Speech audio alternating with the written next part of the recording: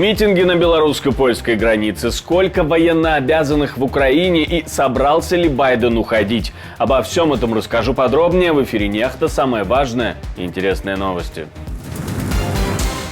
Польша и Литва призывают заплатить за Балтийскую линию обороны. Мы будем обмениваться опытом и поддерживать строительство литовской линии обороны, которая вписывается в Балтийскую линию обороны и Восточный щит в качестве линии обороны восточного фланга НАТО и ЕС.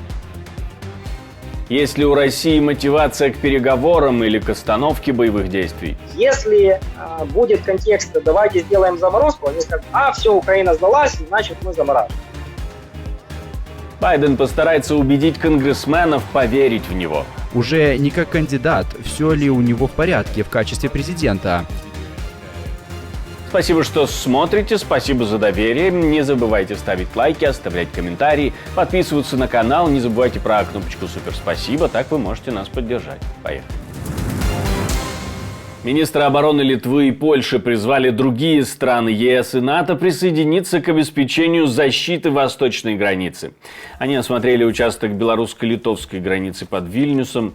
Польша, потерявшая солдата после удара ножом от мигранта через забор на границе с Белоруссией, одобрила программу защиты границы East Shields стоимостью 2,3 миллиарда евро. Литва продолжает реализацию своей инициативы Defense Line в рамках проекта укрепления Балтийской линии обороны, согласованного 3 странами Балтии в январе. Это 2 проекта, 2 начинания. В Литве это литовская линия обороны, решение о которой было принято уже несколько месяцев назад. 2 недели назад польское правительство приняло решение о строительстве Восточного щита. Эти проекты дополняют друг друга. Строительство укреплений, беспилотных и антидроновых систем, препятствующих активности вражеских сил, повышение мобильности наших собственных и союзных сил, защита жизни и поддержка войск. То, что происходит в Литве, очень похоже на то, что происходит и в Польше. Мы будем обмениваться опытом и поддерживать строительство литовской линии обороны, которая вписывается в Балтийскую линию обороны и Восточный щит в качестве линии обороны восточного фланга НАТО и ЕС. Я напомню, что на прошлой неделе лидеры Эстонии, Латвии, Литвы и Польши подписали письмо, в котором призвали ЕС принять участие, как политически, так и финансово, в строительстве линии обороны стоимостью 2,5 миллиарда евро вдоль восточной границы блока НАТО с Россией и Белоруссией для защиты от военных и гибридных угроз. А в единственном действующем пункте пропуска на польско-белорусской границе активисты заблокировали движение. Белорусы не пускают грузовики, которые следуют из Беларуси в Польшу. Активисты стоят на границе с 9 утра. Они выходят на полосу каждый час и в течение получаса не пропускают грузовой транспорт. В руках у белорусов плакаты с портретами политзаключенных. Так они хотят напомнить о тысячах невинно осужденных, которых режим Лукашенко незаконно удерживает в тюрьмах.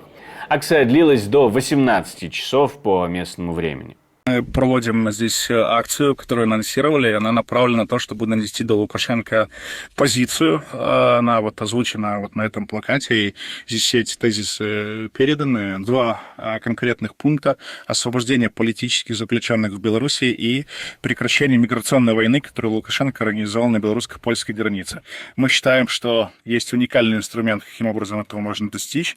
Если Лукашенко не выполняет эти требования, граница белорусско-польская для всех грузов, исключительно для грузов, должна быть временно закрыта до прекращения его действий, направленных против безопасности граждан, которые живут как в Беларуси, так и в Польше и других странах. Поэтому мы полагаем, что Лукашенко уже слышит эту позицию, и мы поддерживаем полностью те предложения, которые озвучены польским правительством. На акцию пришли и поляки, которые вроде как поддерживают Лукашенко. Сначала они вели себя довольно агрессивно, но после того, как полиция задержала самого буйного несогласного, стали вести себя более сдержанно.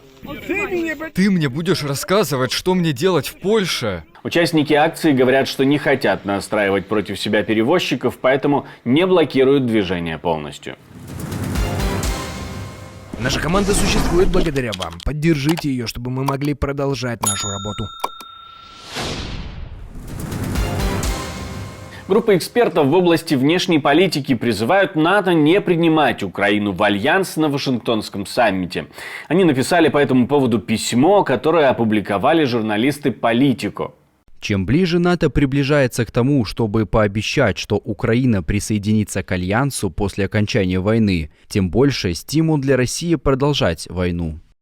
То есть мост в НАТО, обещанный в США, может оказаться опасным для самой Украины, как говорят неназванные эксперты. Ну а мы спросили у экспертов в вопросах информационных войн Дмитрия Золотухина, что это все может означать.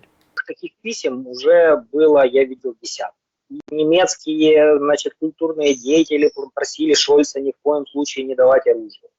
И там какие-то, любители яблочного сока просили ни в коем случае не давать оружие Украине, потому что это приведет к проблемам яблоней и груш на какой-то территории. В общем, я утрирую, но это можно продолжать бесконечно. Надо разбираться по каждой фамилии человека, который подписал такой документ, и смотреть, чем он знаменит. И не получал ли он в предыдущие 10-15 лет каких-либо наград от Министерства обороны Российской Федерации или от администрации президента, или от Малафеева. И 5-я статья Североатлантического договора является наибольшей слабостью НАТО, наибольшей слабостью Североатлантического договора, потому что для того, чтобы она работала, нужно, чтобы 30 представителей разных государств подняли руку и сказали «я за». Убедить такое количество людей сделать что-то одновременно практически невозможно. И поэтому все прекрасно понимают, что 5-я поправка может работать исключительно тогда, когда конфликт не начнется.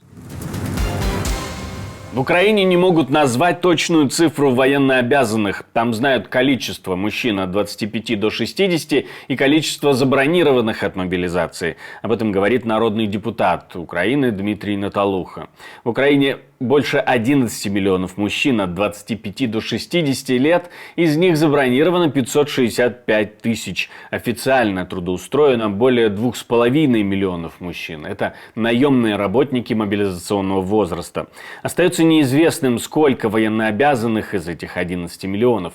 Все это по подсчетам народного депутата Украины от президентской партии «Слуга народа» Дмитрия Наталухи, который он озвучил в эфире Громадского радио. У России нет мотивации вступать в переговоры сейчас, говорит президент Чехии. Москва и дальше будет пытаться добиться территориальных успехов, говорит Петр Павел. Хоть Москва и не добилась значительных успехов, но ресурсов у нее значительно больше, поэтому нужно продолжать поддерживать Украину.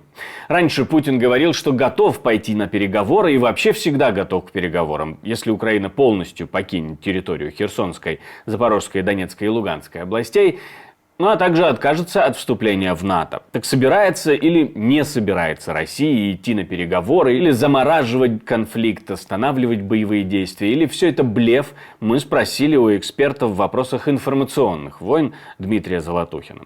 Никаких предпосылок к заморозке или к исполнению других влажных мечт Владимира Путина на данный момент не существует и не предвидится. Какой-то процесс, безусловно, будет идти.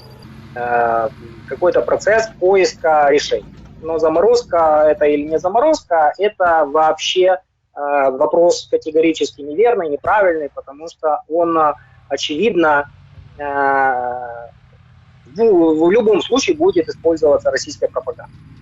Суть в том, что владея полностью влиянием на русскоязычное информационное пространство, не только внутри Российской Федерации, а и в Беларуси, и в других точках генерации, собственно, русской речи, Путин и российские спецслужбы могут, как говорится, недуг позорный в подвиг свой превратить.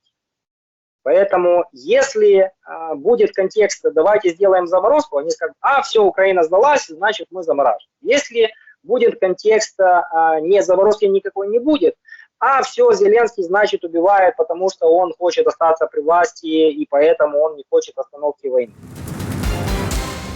Байден не собирается уходить, говорят в Белом доме. После первого тура дебатов в медиа начала появляться информация о том, что Джо Байден подумывает о том, чтобы снять свою кандидатуру с выборов. Якобы даже обговаривал это со своей семьей, которая его, к слову, и отговорила. Главный донор Демократической партии говорит, что в течение нескольких дней кандидатура от демократов должна быть утверждена. Я думаю, что мы узнаем в течение следующих 4-5 дней, остается ли президент в этой гонке. Я не думаю, что у него есть 3 недели, чтобы принять решение. Но пока никуда уходить Байден не собирается. Рассматривает ли президент Байден возможность ухода в отставку?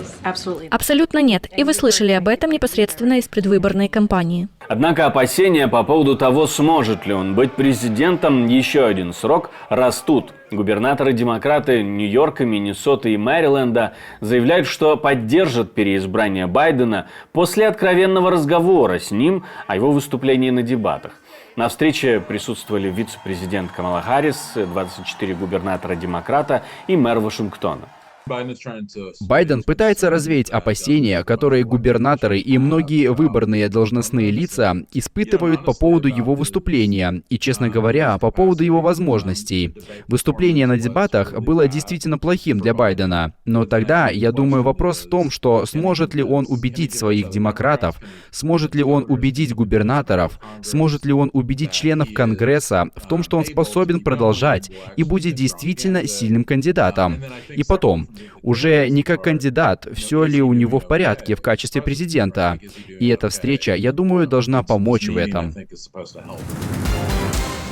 Я хочу напомнить, что мы существуем только благодаря вашей поддержке, ваше спонсорство, донаты, то, что вы нажимаете кнопочку «Супер спасибо», помогает нам снимать новые и новые видео. Спасибо вам за это, не останавливайтесь на достигнутом. Ну а также не останавливайтесь, ставьте лайки, оставляйте комментарии, подписывайтесь на канал, конечно, если вы еще этого не сделали. На этом у меня все, до встречи, хороших вам новостей.